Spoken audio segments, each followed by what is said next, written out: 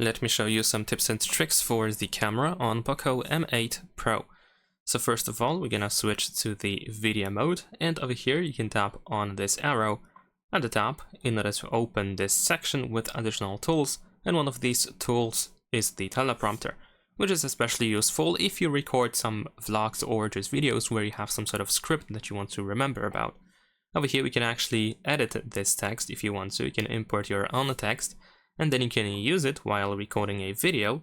You can actually play it so it scrolls down. You can adjust the speed and the size of the text over here. So this is a really great tool to use when you don't want to really memorize all the text and all the sentences that you have to remember if you want to say something important on your videos. So you can use that instead. Now, besides that, if we go to the Pro mode, over here where we have our parameters, we can swipe to the left in order to find Pro mode presets. You can create your own presets by using this plus over here. Of course, first you want to set up all the parameters in here, so then you can add the presets to the list over here, and you can quickly switch between all different presets over here. This allows you to just save all these parameters into one panel in here, into one option, and you can quickly switch between all your different parameters, all different setups, to quickly, of course, switch between them in case you constantly change back and forth between all different parameters. So definitely worth checking out.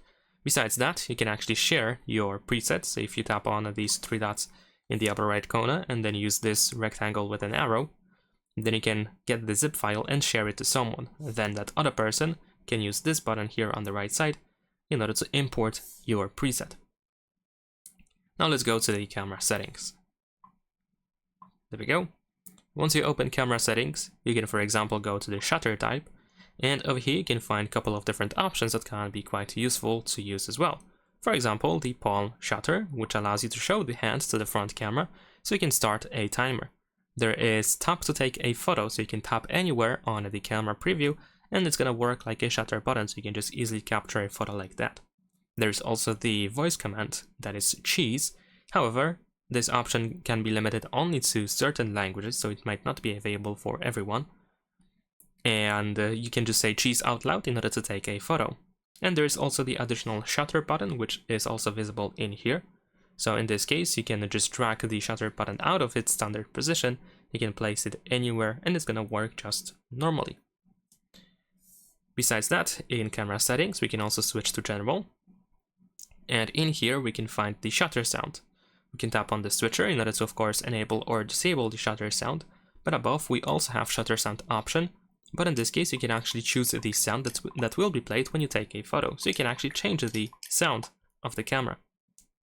And last but not least, we have volume buttons function. So you can assign a different function to volume buttons while using the camera. My personal favorite is the zoom option, so I can zoom in and zoom out by using volume buttons, which is quite convenient to use. In your case, you can, for example, just completely deactivate the camera functionality. You can set it to volume, so you're just gonna change the volume of the phone. There's also a timer, which is the standard option, and the shutter option, so you can use either volume button in order to just capture a photo immediately. But you can also press and hold the volume button, any volume button, in order to record a 15-second video or use as a burst shot. And that is pretty much it. Subscribe to my channel.